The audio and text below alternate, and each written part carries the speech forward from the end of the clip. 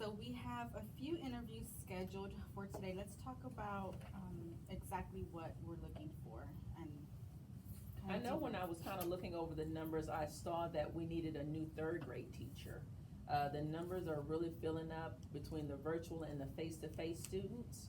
So I thought that maybe we can hire a third grade co-teach teacher, someone that is kind of proficient in technology. We don't really have a lot of time to go over how to use the Google Classroom platform. So I'm really looking at someone that can utilize the Google platform and can run from there. With co-teach, I will need for her to go ahead and do some breakout sessions, make sure that, she's prepared for ARDS, things like that.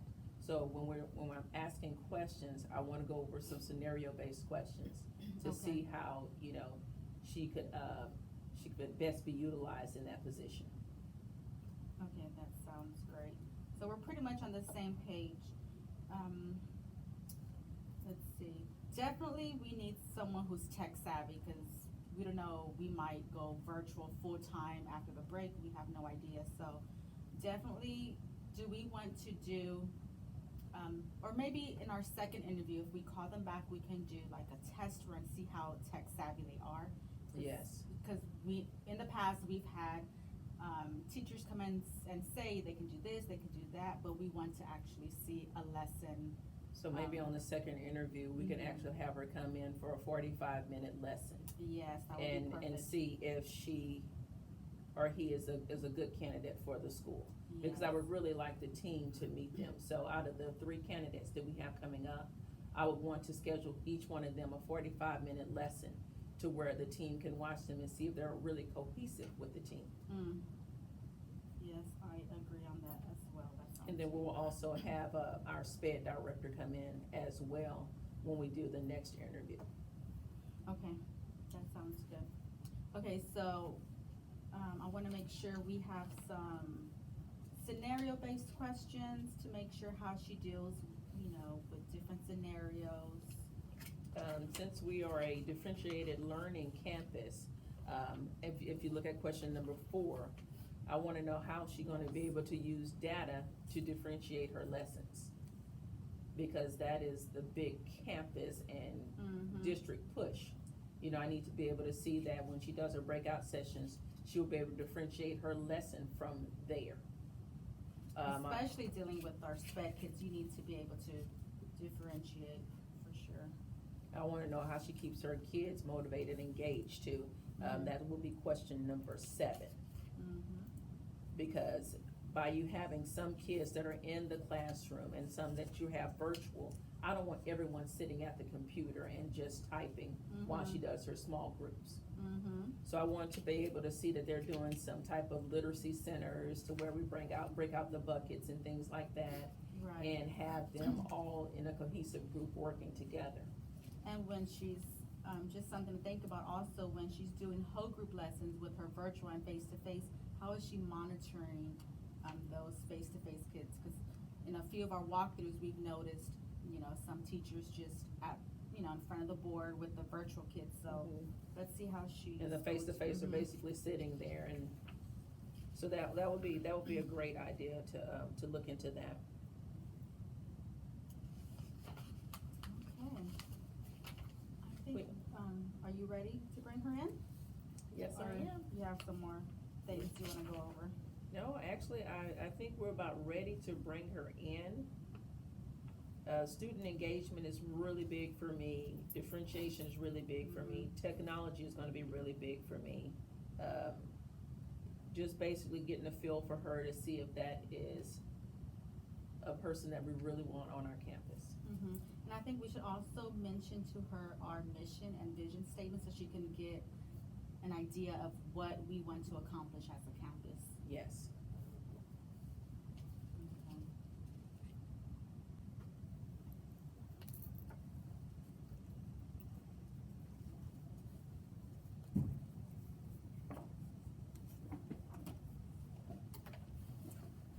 Hi, how are you, Miss Hello, Farley? hello, how are you Hi, doing? how are you Pleased to meet doing? Pleased to meet you. How are you guys doing? Welcome to Williamson. Go ahead and have a seat. How was your drive? I know this is a pretty long drive for you. No, I love to drive. It's a pastime of mine. I just love to get out there and see what I can see, so it's no problem. Oh, that's good to hear. Well, my name is Sherry Sweet. I'm the principal here, and this is Sharon Amador. She is the assistant principal Hello. here. I want to kind of give you some information about myself and the school. I have been the principal here for the last 6 years. I started off in the district in about 10 years ago as a first grade teacher, and I've worked my way up. A little bit information about Williamson is we have 623 students currently enrolled. Out of the 623, we have 326 that are face-to-face and 297 that are virtual. Oh, about split down the middle, huh? Yes. Oh, wow. Right now, our 5th grade has the biggest amount of students that are face-to-face. Mhm. But our 3rd grade, as you know, you're interviewing for 3rd grade to co-teach. They also have about 10 to 11 students right now that are currently face-to-face with another 10 that are virtual. Okay. Since we don't have a rating from last year, if you looked us up, you would have seen that we are a B-rated school. That was from the 2018-2019 school year. We currently have about 6 programs right now on the school campus, whether it's resource, life skill, SLC, bilingual. We have a big LEP program here as well. Our program is really based on a lot of LEP students that are here. Another thing about our school district is we're not as big as the Houston area, but we currently have 29 schools here in Galena Park, with 15 of them being elementary. Okay. Out of the 15 that are elementary, we are rated the number 6 campus out of all 15 elementary schools. Okay. So we give ourselves kudos for that. We'd rather be in the top 5, but right now we're in the top 6. Okay. We also are a Title I school as well. So a lot of our kids stay in apartments and things like that. We do little things around here to where we hold a carnival. We go out into the community at the beginning of the school year. We get on the bus and we take the teachers around to where they get to know a little bit about the area that their children or their students. A lot of times you don't know that, okay, you just passed some apartments that your students are zoned to. Right. You know, we do have 3 home neighborhoods, and their homes range from 185,000 to 300 and something thousand. Okay. And then we house 9 apartment buildings. All those complexes, you know, are our low-income families. They make less than $30,000 a year. So you may have a combination of the 2 inside your class. Ms. Amador, do you have anything that you want to add? Well, like Miss Sherry here said, I'm Sharon Amador. I'm the AP here. I've been in Galena Park for 8 years now. Okay.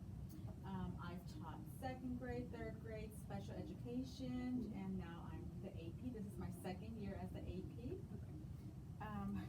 Ms. Sweet pretty much covered all the demographics, the history of our school. The only thing I would mention is the population. We are about 50% Hispanic, 50% African American. So Okay. those are the main cultures that we deal with here on campus. Do you want to tell a little bit about the PBIS program when we talk about discipline and things like that? Yeah, so we pride ourselves in our behavior plan that we have here. It's campus-wide. We call it the PBIS. It's a positive behavior approach to student behavior. And since our first implementation 2 years ago, we have seen a decline in that behavior. So what it encompasses is that we take that positive approach. You know, we're proactive instead of reactive. You know, we're giving praises, compliments for the behaviors that we want to reinforce. And so we've seen the students that we had issues with following that path for those kiddos, you know, who are demonstrating those good behaviors. And once all our new teachers come in, we have a training on what we do and the reinforcement, the rewards that we do campus-wide. So you'll get more information about that. All right. And as she was saying, we train heavily here. So at the beginning of the school year, if you have any students that are special education, any students that are 504, whether they're dyslexic or ADHD, we go ahead, we let you know how to pull up the accommodations. We even have an accommodations training for you. We have a training where you get to learn all of the school systems. We have Google training here. We have Eduphoria training here. So there's a lot of trainings that we do to prepare you at the beginning of the school year, and then we do follow-ups at the end of the school year. So we basically have an open door policy here. Okay. We just have a couple of questions that we would like to ask you. We will let you know that some of them are scenario-based. If you need to refer to any of your references, please feel free to refer to some of your references. Before we begin, I'm sorry, could you tell us a little bit about yourself and your background before we get started with? Okay, well, Latasha Farley, as you already know, I have been a teacher for roughly 20 years. I've started in the school system that the schools that I worked at have been the schools that actually I attended when I was a child. So I'm very much about the community and living in a community that you also have grown in, and it just makes it a pleasure for me to come back and serve in the community that I also learned from. It was interesting that you were mentioning about the changes around the neighborhoods and the communities, because it does eventually happen. You know, you can't just stay in one community and not experience the changes that are coming around it. So therefore you have to adapt and be ready for those changes, and that's one thing I definitely am prepared to do. So when you hear about the different types of cultures and communities, I've worked very extensively in our community with students of different backgrounds and diversities. I am a very active member of my church community. We do a lot of outreach with the neighbors and with the citizens of that community as well. So I'm very in touch with keeping a strong bond with the parents and the students. If they see me, you know, not just in the classroom, they also can see me out in the community being a part of their you know, just regular everyday life. That makes it a lot of it reminds us that we're all human. So when I come back into the classroom and I see the kids and I talk to the parents, I also have to understand that within the community there are struggles, there are ups, there are downs, and when that child comes to my classroom, I can be aware of that and be a lot more sensitive to their needs, because I can't teach them unless I know that they're doing fine, that they're, you know, we're living in a definite hard time right now with the coronavirus and things, and also with the balance between virtual and face-to-face, which is something that you mentioned earlier. And you have to be prepared for that. And I think that I feel that with a lot of training that I've received over the years, and also learning new things, I'm very excited to take reign of that and help those students and the parents, so that we can have a productive school year, not one that is, you know, filled with fears and, you know, confusion. So you will say that when you said that you are familiar with the virtual learning, you are familiar with most of the platforms. We went from Zoom to Google Meets, and we went through the whole Google platforms, where we use Google Classroom, Google Drive, things like that. You're proficient with the Google platforms? Yes, I have used both Zoom and Google Meets, Google Classroom proficiently in my former campus. We're still currently using it now, and I understand that with the new updates and things that occurred throughout the year, I've been trained on how to use those as well. When it comes to engagement with the families when they are in virtual, it's important, of course, to make sure that the student is engaged at all times, just as if they were sitting in the classroom with me. And sometimes that is a challenge, because you can't necessarily control what happens at the house, but you can still make sure that the students are, you know, paying attention, making your lessons, you know, vibrant enough to where they won't want to miss your class. And that's, you know, it's a challenge, but sometimes it's very rewarding when they are, you know, a part of the class, and knowing that they're just as welcome online as they are face-to-face. Okay, good. Now, I know you mentioned that you always do your best to make sure that the child is doing well before, you know, you can really teach the child. And that's something that we practice heavily here on campus, SEL training. Are you familiar with SEL training? Yes, it's like social emotional. Yes, learning, so we wanna make sure we're nurturing that whole child. Mhm. We're teaching not only academics, but we're making sure every student's needs are being met. Right. And when we do that, we can ensure success in the classroom. So I'm glad you brought that up, cause we train heavily as well in SEL Right. methods. Yeah, definitely. I also heard you talk about discipline. How would you handle a student who is constantly disruptive or defiant? When it comes down to a student that is being disruptive or defiant, first of all, I know it's not a personal thing. Sometimes there are issues that are beyond, what I can control. Not to say control is the operative word, but the fact that, being an educator, you have to be an administrator of your classroom, so there are some forms of management that you have to take over. When it comes to children that are defiant or having, behavior problems, it's important to try to find the root of the situation. There could be so many volumes of what could be the issue. It could just be that they're not feeling well that day. You need to find out. It might be that they have certain medications that they need to take, such as, with ADHD. It may be an issue of medications, or maybe if they're not on medication, they just need some better technique to communicate their frustrations to you or their confusion. It may be some type of cool down strategy, or something that the parents, it could be just anything. It could be a family tragedy that just occurred, and how they're coming to school with all these, worries and fears on their minds. They're children. They don't know how to regulate their behaviors as adults will be expected to. So I don't expect them to behave like an adult when they have struggles or challenges, but it is important that I do communicate with them. It's important that we still set the boundaries. Of course, you might be upset, but being disrespectful or being harmful to yourself or other people is something that we don't do here, and that we do have to remind those students that we are a community of people.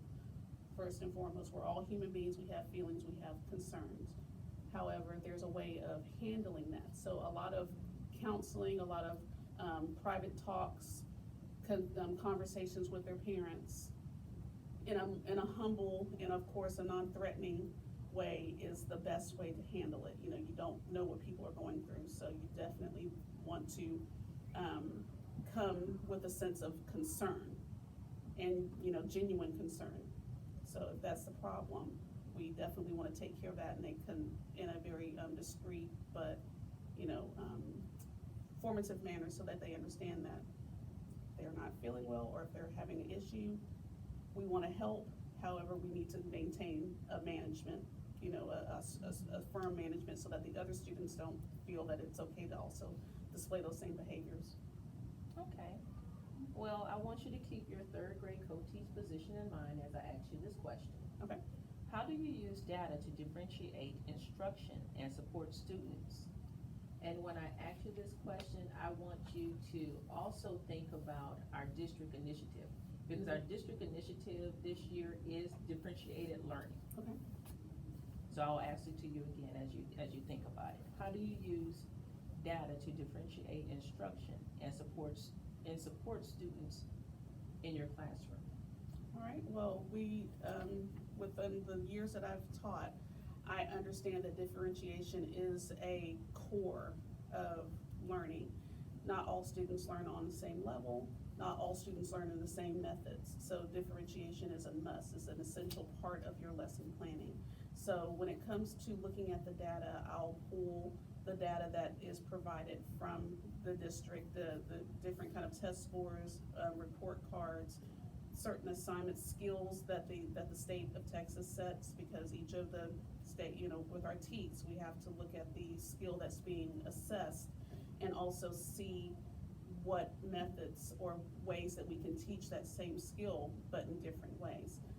A lot of small groups will be important, because you don't want to just, again, teach everybody just one way and that be the only way. Differentiation means that you have to think about that child's way of thinking. Some students are just well listening to something and they catch it and they can respond. Some students have to work with their hands in order to figure it out with it, because you know that touch feel sense of theirs is stronger. So you have to be able to learn how to get them to create, be in a more creative tone. Some students just want to write about it, and they can just write all day long about what they know and what they've learned. So being able to provide those types of avenues so that the students can provide what they know in the best way that they know how to show it to you. So if you had a student that was high, a student that was low, and a student that was in the medium category, and you had all three of them in the same group, what would be something you would use to help the low kid, the medium kid, and the high kid? Okay, so I have one strategy that I like to use when I have heterogeneous groups, mixed up. I do like to provide when I provide an activity or a project for them to do, I might color code it. Say for instance, the students who are of a lower cognition will get the green questions. The student that is in about the mid-range will get the orange questions, and the student that is a little bit of the GT or higher range will get the blue questions. And so therefore, they are all able to provide and come to the table with answers. Then they share those answers amongst each other, and what ends up happening is that the students learn from each other rather than just hearing me, banter all day long about that concept or skill. They learn from each other. They're in those groups. I brought some very special tools that I use that I've been trained on, and it's called Kagan structures. Have any of you ever heard of that before? Yes, we actually send all our teachers, not just on our campus, but it's a district-wide program that we do use. And so at the beginning of the school year again, we send all of our teachers to a Kagan structures training. So I'm glad you have that and you're familiar with it, because that's how we keep all our students engaged, by utilizing all these different Kagan structures. So I'm glad you're familiar with that. The cooperative learning is very important, because again, the students learn more from each other. Most of the time when it comes to them teaching each other how to do something, they learn it better from a kid-sized person than an adult-sized person a lot of times. So when it comes to cooperative learning, I'm very well versed on how to get that done. So Kagan has been a great tool for us. Well, would you like to tell us about one of the structures you have used? Okay, well, I love this one, and it's called, the Rally Coach one. The Rally Coach structure, where you give it, you're facilitating the skill with the students, but then you let them think it, you give them a chance to talk, you give them a chance to speak it out with each other, discuss it, have conversations about it. And then as you're walking around, you can see and listen to what they're explaining, and see if, and you just kind of make your little anecdotal notes, see the comment, listen to the comments that they're making amongst each other. They can be paired up with a shoulder partner, they can be paired up with a person that's across from them, you mix it up, and then they coach each other. So that coach will one person will listen to their shoulder partner, for example, listen to what they say for 30 seconds.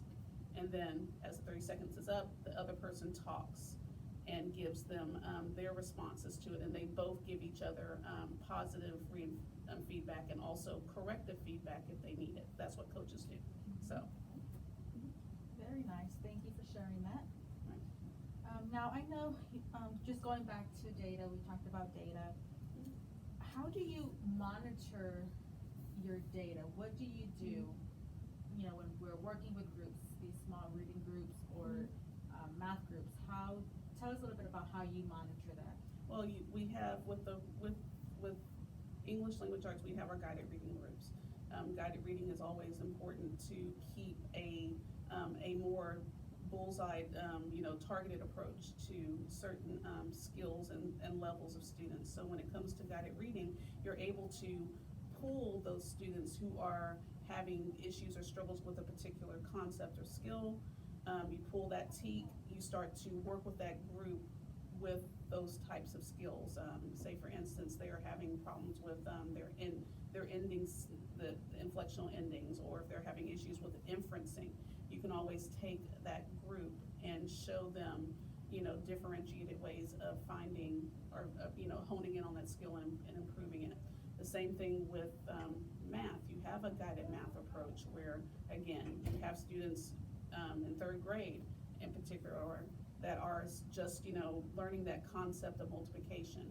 Well, some kids just don't look at a flashcard and just rattle off the math facts. You might need to bring that group in to do smaller, step-by-step things, repeated addition, using arrays, again, bringing out some manipulatives so that they can also, look at it, work it out, and see it on their own.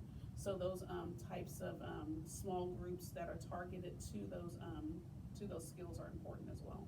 So that's how I use that data to make the groups. Then we use those skill points to also provide a more intensive instruction for them. Well, do you have any other questions before I get into the vision that we have here on campus? Yes, I do actually. Okay, so working in our groups, as I mentioned before, the population here is very diverse. We have English language learners. Now your position, we are looking for a co-teach position, but understand that we're gonna have possibly LEP students in there, very limited English, where parents have signed a waiver that they don't want their child in a bilingual class, so you're gonna be dealing with some very beginning English. So tell us what kind of strategies would you implement to help your English language learners? Well, that is a challenge. I will admit that, having the LEP background is something that I am still working on. Definitely, I would use from what I understand, this district uses something called English of 3D English structure. So I definitely want to, hone into that, because again, and also when it comes to students that are still, beginning language learners, if they were here probably previously from the previous year, I would love to talk to their prior teacher from the other grade levels to see how far or what was the progress that they had the previous year, see how I can definitely build upon what they already know and make and provide, a stronger framework. So, know where they stand, so I know where to go. So it's all about planning and making a pathway, and also just paying attention to what those students are capable of doing and learnings, and then building upon that. So, LEP is something that I definitely want to improve for myself, personal goal, and I'm willing to, and I'm ready to learn and also be, of service of those students. Okay, awesome, thank you for that. Well, here at Williamson Elementary, we have a vision and mission statement. And I want to see if your vision is the same as ours. I see. So I'm gonna state our vision, and I want you to tell me what that vision means for you inside the classroom, inside the community, and how you see yourself with our vision. Okay. So our vision statement states that the vision at Dr. Shirley J. Williamson Elementary School is to prepare and motivate our students for a rapidly changing world by instilling in them critical thinking skills, a global perspective, and a respect for core values of honesty, loyalty, perseverance, and compassion. Students will have success for today and be prepared for tomorrow. What I hear when I hear that, I hear of helping these students have a goal and a set path for their future. They don't stay here with us forever. As much as we love them, as much as we care for them, we know we have to prepare them for what the future brings. It's a very tumultuous time. We are faced with so many challenges, and when it comes to our students of our diverse background globally is increasing. I understand that you were saying that the students here are predominantly Hispanic and African American. Well, our nation has still yet to still yet to welcome them with open arms, especially when it comes to their creativity, when it comes to their intellect, when it comes to providing jobs and opportunities and careers. For our students of color, it is a huge disparity when it comes to our national acceptance. So what I would like to do is to when I think about that vision, I think about how do we prepare our students for that future? How do we help them understand that it might not be made for you now, but you are responsible for building it for yourself? How do you, how do we prepare our students to make sure that when they step out into the real world, that they step out with confidence? How do they step out with a respectful, stature? We have so many, issues where, the sense of disrespect is considered to be something that is a boundary or a stopping point for a lot of our students to advance. How do we get them prepared for the business world? How do we get them, how do we build their confidence to know that, yes, they have a future, there is a tomorrow for you, and how do you get ready for it? You get ready for it right here.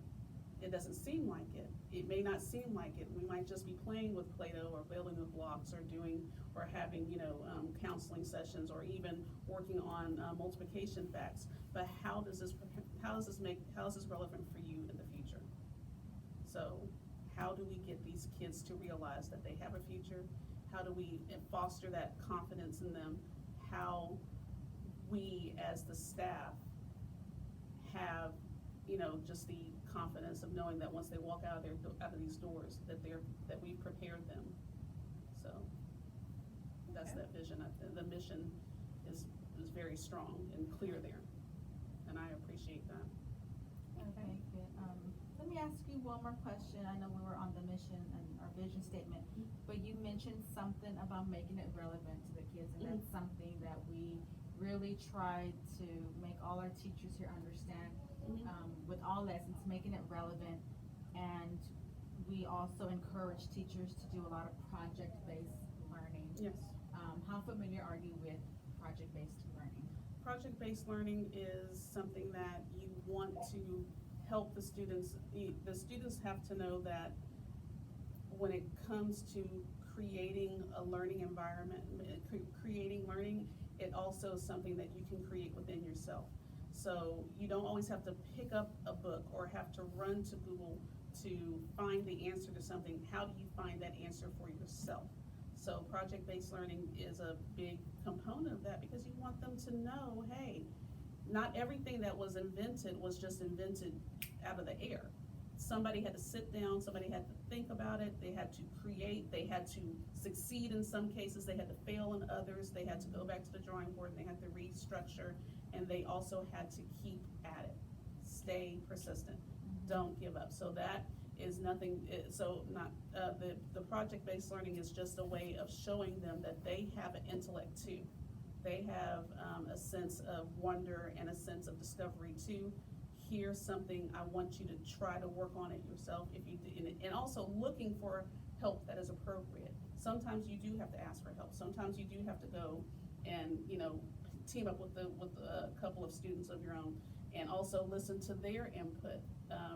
Also learn how to, agree to disagree, as we like to say, and then work together and try to figure out the solution to a problem. So when it comes to project-based learning, it's a very strong life skill. Learning how to work as a team, learning how to work independently, carrying your own weight, and also the accountability if something is successful and if something fails, and how do we, and if it does fail, we just don't chunk it and give it up. We go back to the drawing board and persist and keep going. Okay. Well, as you were going over your part of the vision, I was also taking notes, and basically you have the same mission in mind as we do as well. You're from the community, you're out in the community. You would be a great asset to our campus, dealing with PTA, because you're out there with the parents and things like that. And I also noticed that you've been the PTA president at your school for the last 3 years. Yes. So that would be a valuable asset to us as well. Ms. Amador, do you have any more questions? Now, I love that you mentioned teach our kids not to give up. It's okay to make mistakes, you know, Mhm. but as long as they persevere, and that's part of our vision statement as Mhm. well, perseverance. So Mhm. I'm glad you brought that up as well. Now, we also pride ourselves in a positive school culture. Mhm. We feel our teachers have a great rapport with each other. Mhm. We really don't have any drama here on campus. We're a big family. Mhm. You know, we feel we can get along, we can come to each other if we have any, you know, concerns, issues. Now, let me tell you, if you had a problem on your grade level, Mhm. how would you handle that? When I have problems with it, because I mean, again, we do have, as I've been saying before, we're all human beings. You know, we don't necessarily know everyone's affairs and things that happen off campus or even on campus, but but when it comes down to being here for the students and being a team, we do have to handle and confront, you know, conflicts if they occur. Of course, there's many ways of going about it, but I choose the way of coming to a colleague of mine with humility and with a sense of understanding. I don't want to make their lives, you know, any more tougher, and I certainly don't want them making my life tougher by not, you know, if we don't communicate and discuss what the issues may be, then then he and I or she and I are gonna continue to bump heads. That's not productive. The kids see it, the kids can sense it, and then you have a whole new problem with maintaining the management of your class. So I really believe that having a discreet and of course candid conversation with the other colleague, in the sense of, you know, again, confidentiality. I don't approve of discussing, you know, a person's, you know, issues, and then all of a sudden it's in the atmosphere, not even 30 minutes, 45 minutes, 3 days later. That's something that I feel that I am able to be approached. I feel that I should be able, that I can you can discuss things with me, and you know, that it stays between the four walls of what we do, and if it is a personal issue, I would rather hear it from that person's mouth rather than hearing it from some other third party or from other, you know, avenues or sources. So it's a matter of respect, it's a matter of humility, it's a matter of humanness. I don't want anyone to feel that they can't come to me and discuss things with me, whether it's personally for me or if it's for the dynamics of the classroom or what have you. I believe that I'm agreeable to a lot of different situations, because it might be just some way that I'm not seeing it. And if you discuss it with me and then I can understand, then okay, you know, we can all change and adapt as we need to, and keep a sense of flexibility, but also in a respectful way. Okay. Well, do you have any questions for us at this time? Let's see, when it comes down to the social emotional situation, is there any type of extra, you know, different types of groups or facilities that are made for the students to be a part of it? Well, I'm glad you brought that up, because we do practice what we call restorative practices.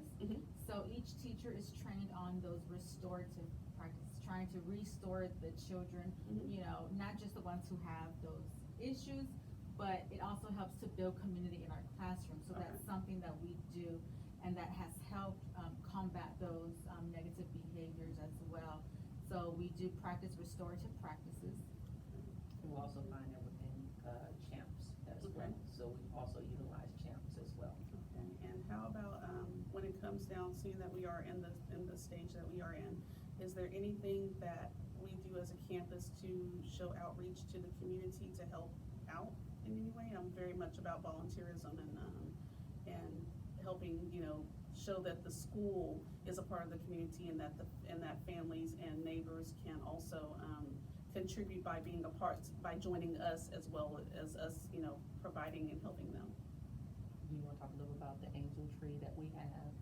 And yeah, so we have a lot of programs, a lot of outreach programs. We have what we call Angel Tree, Mhm. and our counselors send out, a list to all the teachers asking if there's any children that they feel Mhm. could benefit from, a Christmas gift, cause some of our kids here, they might not, get a gift, they might not be able to experience what other children experience, so the teachers give a list of students who they feel might be in need, Mhm. and then every teacher has the opportunity to adopt a kid, what we call adopt, meaning we'll go out, buy some gifts for that student, Cool. and, the parents can come up here and pick it up. We also do Thanksgiving baskets for families in Alright. need. Teachers, really get involved with bringing, perishable items. Our counselors good with putting baskets together, cause she's very familiar with the families, and so who would need it the most, so we get baskets together for families. Mhm. We also have the Girls and the Boys Club. Oh, okay. And within the Girls and the Boys Club, we do community outreach that way as well. All right, We have a retirement home that is just, around the corner from the school. I see. So we go there, we sing carols, we Mhm. donate socks, we spend time with the elderly. Okay. We also, this year, we didn't get a chance to due to COVID, but, our program also has an outreach where we go and we put wreaths on the veterans, on their, headstones. Wow. And we do all kind of things with our Boys and our Girls Club. We have a conference coming up right now with our Boys Club, where we have a couple of NFL players, gonna reach out to them. The superintendent, Dr. John Moore, is gonna, be the keynote speaker. The sponsor of our Boys Club here is heading the whole entire, conference this weekend. Mhm. So, and it's all gonna be virtual. We have 500 Wow. spots to where, the kids can go in and they can view things, and the Girls Club's gonna do theirs in April. I see. Okay. So, that's another way that we reach out to the community. Plus, we have community partners here. We have a church down the street, Pastor Payne. He comes in and he conferences with the boys. They also, invite us to their church, and they provide lunch for our staff at the church. We also have, a couple of the banks here that donate things to us, and they come out, for our carnival. This year, we weren't able to have the carnival, but the carnival is able to buy a lot of the things that we need for our children as well. Oh, great. A few more things that I feel are very important, as far as our community outreach to parents. Mhm. We have, what we call LEP meetings with our parents, and a lot of our parents are non-English speakers. Mhm. So we have volunteers, teacher volunteers, who help the parents learn English, so Okay. they're certified ESL teachers, and they help our parents, Mhm. with their English language. We also have STAR meetings, and that's usually, probably about 6 to 8 weeks before STAR. We start bringing the parents in, so they can get comfortable with how the STAR looks and how they can help prepare their students at home. So those are very beneficial for our parents, because a lot of parents have never experienced, they've never had a child who's taken a STAR test. So we like to show them what it's gonna look like, strategies that they can use with their kids at home to reinforce those skills and start preparing them, building that stamina for STAR. And so, when keeping that in mind with the STAR test that, kind of looms over our head throughout the school year, I do find the importance of STAR being because of course that's our standard, this is what we are tested and held accountable for as a school and as a district. However, when it comes down to the atmosphere of learning inside the classroom, I think this is very important that the students are not totally, kind of just, bantered with, this is gonna be on a STAR test, this is a STAR, this is a STAR. How does this campus, kind of create a balance in that? Because, again, we don't want the students to know that the whole school year is just about preparing for one test, but how does the school, help the students understand that this is not just a STAR learning skill, but more of a life skill that they're going to be using throughout their, throughout the courses of their, of course, education, and of course, out there in the real world? That's a question that I like to see, because I do see a lot of campuses that just seem to be so stuck on STAR, and I think that it kind of just, it kills the spirit of the campus. And so how does this campus kind of, shield, kind of cover that little piece up, but make it more of a learning opportunity rather than a STAR strategy? Right, so it all comes back to making, our lessons and planning, making them rigorous yet relevant to student learning. How is that going to affect them in the real world? Right. So making our lessons relevant, making them fun, making them project-based, but skills-based at the same time. That's basically when we use literacy centers and things like that. And Okay. are you familiar with literacy centers? I am, yes, Okay. definitely. Well, if you don't have any more questions for us, No. we'll be giving you a phone call. Give us about a day or two. Okay. And if you're one of the candidates that come back in, we're gonna ask you to create a 45-minute lesson for us. I see. And when you create the 45-minute lesson for us, I want you to think about the differentiated learning. I want you to think about your co-teach aspect. I want you to think about your LEP students. I want you to also think about your virtual students. Because within your classroom, you would have probably about 10 face-to-face students and about 10 virtual students. Okay. So I want you to think about all of those scenarios. If you have any questions, please feel free to call myself or Ms. Amador. We have an open door policy, so if you need to come back up to the school, if you think about anything, please feel free to come back by. Certainly will. Thanks, Thank you guys. so much for Thank your you. time. Thank you for thinking of me. Ms. Amador will walk you out.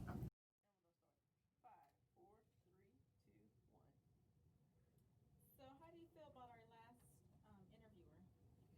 I think it went pretty well. I was overall impressed with her knowledge of the community. That was a really big,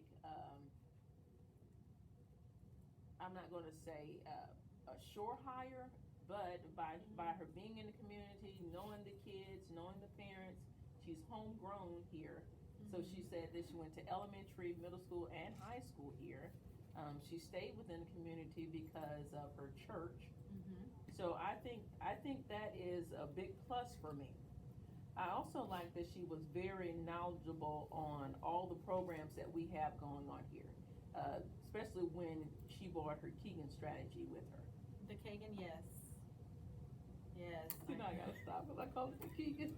Because I'm so used to calling it the Keegan strategy.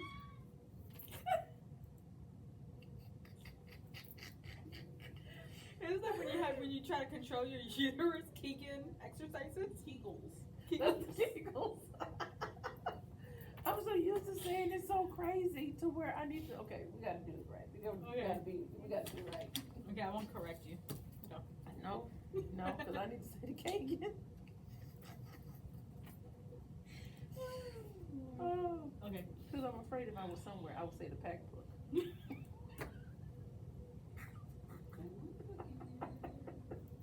Because I used to call it the pack book. Now you got unread. Okay, come on, You got what unread is it? yourself. I'm red? Okay. Now you look like an Indian instead of Hispanic. Oh my gosh, okay.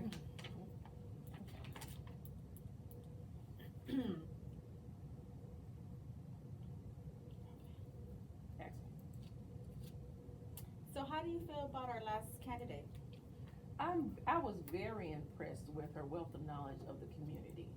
Considering that she grew up in the community, she said she went to elementary, middle school, and high school here.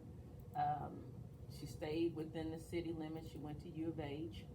So, and then, she sees the people out in the community. Her church is not too far from here. So just knowing that, she's homegrown means a lot to us here. Right. And then with her knowledge of the Kagan strategies, I was so happy that she said that because, yearly we do trainings on the Kagan strategies. So that will be someone that will be able to come in, go. She's familiar with the Rally Robins and all of those things. And she was able to tell me about shoulder partners and things like that. And she can use that for her differentiation pieces. I was very impressed with her knowledge of differentiation and how she was able to tell me how she can utilize that in her classroom. I never really looked at it that way when she was saying that, her low kids would have the green cards or the green questions and her high kids would have the orange questions and, just using that strategy alone. her wealth of knowledge of PTA, because she's been the PTA president for, the last 3 years at the campus that she's at. Her flexibility. Right. I really love that she's flexible, because as she stated, she has 20 years experience teaching, and a lot of times when we come across our veteran teachers, you know, they're not really willing to be flexible, or, you know, to be willing to try new things. So she kept mentioning that she's flexible, she's willing to change, she can adapt to change, so I really liked that. She is flexible. I also And that like. I'm sorry, I'm sorry, go ahead. and that she's tech savvy. Again, Mhm. being a veteran teacher, she's very tech savvy, so. Because it's hard to get them to learn new things. Right. I also stated her knowledge of English 3D. Mhm. Not all districts have started utilizing English 3D. And just to know that she uses another program that we Mhm. utilize, which is English 3D, was really great.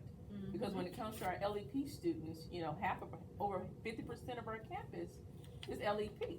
Mhm. So when you look at it that way, you can say, okay, she can go in, she can teach our LEP students, she can teach our SPED students, she can teach our regular ed Mhm. students. So giving her a combination of students wouldn't be bad for us. Right. And even though she was honest and mentioned that she wasn't really familiar with the LEP students, she's willing to learn more and make that a personal goal for her. So I really liked that she stated that. So she knows where she needs to grow, and she's gonna take those steps to get there. I also like when you asked her the question regarding how she would handle a dispute with a colleague. And I like that she would go to the colleague first, before Mhm. coming to us, having a conversation with them, Mhm. and making sure the conversation stayed within their ramifications. So if it had to go Mhm. within somebody else on the team, everybody is getting together on the team. She wants to work together. Mhm. I know that was somebody that will hold their the confidentiality when it comes to a Mhm. dispute. Yes. And I think that it would stop there, so that we wouldn't have to know, okay, Mhm. they had an issue over this problem. And I think that it would be handled too when they're doing team planning. Because if you're doing team planning, and if you have a dispute about it, hey, let's get together, let's talk about it. You don't have to come and visit one of Mhm. us. Even though we're flexible, they don't have to come and visit Right. us. So yes, very good on those conflict resolution skills. That is a plus, so definitely. I would say she would be on my list for one of the ones that we bring back for our second interview, and watch her do her 45-minute lesson. Okay. Well, let's go back and see if they have done her criminal background check, Okay. so that we can call her back in and have a 45-minute interview with her, with the team, and then have a 45-minute lesson. I would like to bring